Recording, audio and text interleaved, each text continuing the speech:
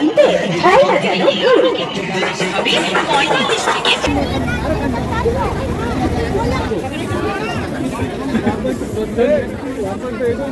Hey guys, কেমন আছো তোমরা? আশা করি ভালোই আছো, আর আমিও খুব ভালো আছি। আর এই যে এখনই এইমাত্র ক্লাস থেকে এলাম, তার জন্য এখন ফ্রেশ হয়নি এখনও, ওটা আগেই বলে দিচ্ছি, কারণ ফ্রেশ হলে এরকম মুখের অবস্থা হতো না, তোমরা জানোই। অনেক হয়ে গেছি, ক্লান্ত হয়ে গেছি। এবার আমি একটু ফ্রেশ হয়ে রেডি হয়ে তারপর আমি যাব কোথায় বলো তো? মেলা দেখতে। আর আজকে আমি তোমাদের দেখাবো আমি কোথায় মেলা দেখতে যাচ্ছি, আর কি কি দেখছি, কি কি ঘুরছি, সব কিছু তোমাদের দেখাবো। চলো তাহলে মেলাতে যেয়ে, না মেলাতে যেয়ে না, তার আগেই কিন্তু দেখা করছি রেডি হয়ে পরে। ওকে চলো। এই যে রেডি হয়ে গেছি, আর দেখতে পাচ্ছ বিছানার কি অবস্থা, চারিদিকে ছড়াছড়ি হয়ে আছে। কারণ আমি যদি কোথাও যাই তাহলে যাওয়ার আগে এরকমই ছড়াছড়ি হয়ে থাকে, আর এসে পরে যত আমার ঝামেলা লাগে, আরও গুটাগুটি মানে অনেক কিছু ঝামেলা লাগে। সো কেমন লাগছে অবশ্যই বলো।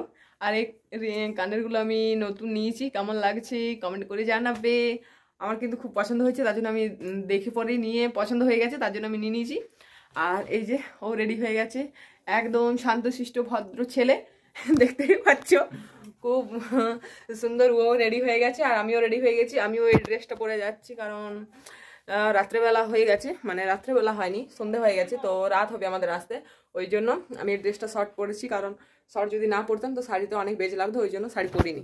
চলো তাহলে যেতে যেতে দেখা হচ্ছে, না হলে একদম মেলাতে যেয়ে দেখা হচ্ছে। চলো। এই যে আমরা মেলা পৌঁছে গেলাম, আর মেলা পৌঁছে আমরা এইখানে বাইকটা রেখে দিলাম। আমি বললাম যে যেখানে আমাদের বড় বড় বাইক রাখো সেখানে বাইকটা রেখে দাও, কারণ আমরা প্রায় এখানে আসি তো। আর এখানে মেলা স্টার্ট হয় সরস্বতী পুজোর পরের দিন, তারপর দিন থেকে স্টার্ট হয়। আর এই যে এই মন্দিরটা দেখতে পাচ্ছ, এই মন্দিরের সাথে আমার কিন্তু অনেক স্মৃতি জড়িয়ে আছে। এখানে ফার্স্ট ওর সাথে দেখা, এখানে আমাদের বিবাহ হয়েছিল সম্পূর্ণ। আর আমি তো এই মন্দিরটা প্রায়ই আসি, কারণ যেখানে বিবাহ হয়েছিল আমাদের, মানে বিয়েটা হয়েছিল এখানে, তার জন্য আমি এখানে প্রায়ই আসি। যে এখান থেকে আমাদের সব কিছু স্টার্ট হয়েছে যখন, তাহলে এখানে মন্দিরে তো পুজো দিতে আসতেই হয়, তার জন্য আমরা এসেছিলাম। বিবাহবার্ষিকীতে আসি, প্লাস আজকেও মেলা দেখতে এসেছিলাম। প্রত্যেক বছরই মেলা দেখতে আসি। আর এই যে আমার দর্শন করা হয়ে গেল, ঠাকুর প্রণাম করে বাইরে চলে এলাম। আর বাইরে চলে এসে আমি ওকে বলছি যে তোমার মনে পড়ে কিছু, যে তুমি কোনখানে দাঁড়িয়েছিলে? দেখো এই মন্দিরটার এই গাছটার এই সাইডে তুমি ফার্স্ট এসেছিলে, আর আমি এই সাইডে এই যে দেখতে পাচ্ছ মানে চেয়ারের মতন করা আছে, ওটা তে আমরা বসেছিলাম। মানে আমি, আমার বৌদি টৌদি সবাই বসেছিলাম, আমরা ওয়েট করছিলাম, কারণ ওরা অনেক দুষ্টুমি ছিল, যে ওরা আমাদের আগেই ফোন করে বলে দিয়েছিল যে আমরা বেরিয়ে পড়েছি, কিন্তু ওরা বেরিয়ে পড়েছিল না, আমরাই আগে পৌঁছে গেছিলাম মন্দিরে, আর ওরা অনেক লেটে এসেছিল। আর ওই জন্য আমরা ওইখানে চেয়ারে বসে বসে ওয়েট করছিলাম যে ওরা কখন আসবে, এত তাড়াতাড়ি আমাদের বলে দিয়ে তারপর নিজেদের বাড়ির সামনে তো, তার জন্য তাড়াতাড়ি ওরা আসছে না, ওরা খুব চালাক।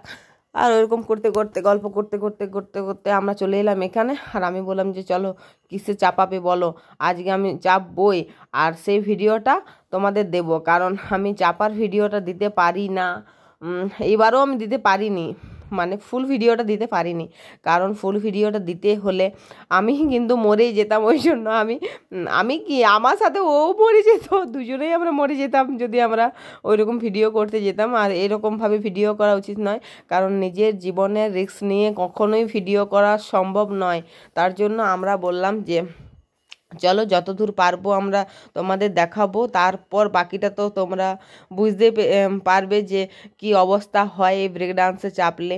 আমি তো ওকে বলছিলাম যে দেখো বেশিক্ষণ ভিডিও করতে হবে না, কিন্তু মানে যতটুকু দেখানো ততটুকু দেখাতেই হবে, তো এইটুকুই দেখালাম। অন্যবারে তো আমি এইটুকুও দেখাতে পারি না, কারণ আমার অনেক খারাপ লাগে ভিডিও করতে, মানে চাপতেই তো হালকা হালকা ঘুরে, তাই না? তার জন্য আমি বললাম যে চলো আজকে দেখিয়ে দিই। আর আমি বললাম যে পারবে কি, ওকে আমি জিজ্ঞেস করছি দেখো ঘুরেতে ঘুরেতে যদি তুমি ফোনটা ধরতে পারো তো ভালো হবে, তাহলে দেখানো যাবে যে কেমন হয়েছিল। আমাদের কিন্তু ঘাড় তাড়া একদম বেঁকিয়ে গেছিলো জানো, আমাদের মুখটা বেঁকে গিয়েছিল, গলা এত ব্যথা হয়ে গিয়েছিল। এই যে আমরা তা করতে নেমে গেলাম, তোমাদের দেখানো হলো না। আমি তোমাদের বললাম যে দেখানো হবে না, কারণ আমি তো ফোন নিয়ে দাঁড়াতেই পারবো না। তারপর ওকে আমি বললাম চলো শ্যুট করব, কারণ দেখি কার কেমন বন্দুকের নিশানা লাগে। ওই করতে করতে আমরা বললাম যে চলো দেখো আমার নিশানা কেমন আমি দিচ্ছি, পারছি কি না, শ্যুট করতে পারছি কি না। যদি পারি তাহলে তোমাকে দেখবে মজা, তোমাকেও আমি ট্রাই করবো। ওকে আমি বলছি ঠিক আছে। ওই রকম করতে করতে আমি বললাম দাঁড়াও সানগ্লাসটা পরে দেখানো যাচ্ছে না, দেখতে পাচ্ছি না ভালো করে হচ্ছে না। আমি কিন্তু একটাও পারিনি জানো, আমার খুব খারাপ লাগছিল যে শ্যুট করতে যেয়ে পরে আমি একটাও ভালো করে পারলাম না। কিন্তু কিছু করার নেই, কী করবে, লোক আর বারবার থোড়ি দিবে। হ্যাঁ দিতেও, কিন্তু বেকার শুধু শুধু নিয়ে লাভ নেই, কারণ লাভ নেই। ওকে বললাম যে তুমি দেখো শ্যুট করে যদি তুমি পারছো তো ও শ্যুট করছিল। ও শ্যুট করার জন্য আমি ওকে বলছি দাঁড়াও তোমার নিশানাটা আমি দেখছি যে তুমি কেমন পারছো, আদৌ তুমি পারবে না পারবে না। দেখছি না, দু একটা ফোটার পর তারপর আর ফুটাতে পারলো না বেলুনগুলো। আর আমি ওকে বলছি যে যাও তুমিও হেরে গেলে আমার কাছে, আমি তো হারলামই, তারপর তুমিও আমার কাছে হেরে গেলে। আর ওরকম করতে করতে এই যে আমি বলতে শুরু করে দিলাম যে 2 কাপ দেবে। আর আমার এই চাটা খুব ভালো লাগে, মাটির ভাঁড়ের চা। তোমাদের কার কার ভালো লাগে কিন্তু অবশ্যই কমেন্ট করে জানাবে। আর যারা যারা নতুন আছে তারা অবশ্যই সাবস্ক্রাইব করে রাখবে আমার চ্যানেলটি, কারণ সাবস্ক্রাইব করে রাখলে নতুন নতুন ভিডিও দেখতে পাবে আমার, তাই না? তোমাদের সাথে আমি যুক্ত হয়ে যাব, তোমাদের সাথে কথা বলা হবে, ঠিক আছে? তার জন্য আমি তোমাদের বলছি যারা যারা নতুন আছে, যারা যারা আমার এই ভিডিওটা নতুন দেখছো তারা সবাই সাবস্ক্রাইব করে দেবে, আর যারা ফেসবুক থেকে দেখছো তারা সবাই ফলো করে দিও, ঠিক আছে? আর এইরকম চা খেতে খেতে আমার কিন্তু জিভটা পুড়ে গেল। আমি ওকে বলছি যে দেখো আমি চা খেতে পারি না, কিন্তু আমি মেলাতে যেয়ে পরে বলছি ফার্স্টে চাই খাবো, কারণ আমি মাটির ভাঁড়ের চা খুব পছন্দ করি। ওই জন্য বললাম যে চলো চা খাই, তার জন্য চা খেতে চলে গেলাম। আর চা খাওয়ার পরে চাট খেতে চলে এলাম। আর চাট খাওয়ার পর আমি ওকে বললাম চলো আমাকে কি গোলাপ দিবে দিয়ে দাও। ও বলছে ঘরে তুমি কত গোলাপ কিনে কিনে জমা করে রেখেছো, আবার তুমি গোলাপ কিনবে, আর আমি তোমাকে গোলাপ কিনে দেবো না। তো সেটাও অবশ্য ঠিক, কারণ আমি তো শুধু শুধু গোলাপ কিনে ঘরে প্রচুর এক জায়গায় রেখে দিই, কারণ আমাদের বাড়িটা যদি একটু বড় হতো তো তাহলে আমি সব জায়গায় ভালো করে রাখতাম, কিন্তু আমাদের বাড়িটা যেহেতু ছোট জায়গার মধ্যে, সেহেতু ওইরকম হবে না, রাখা যাবে না।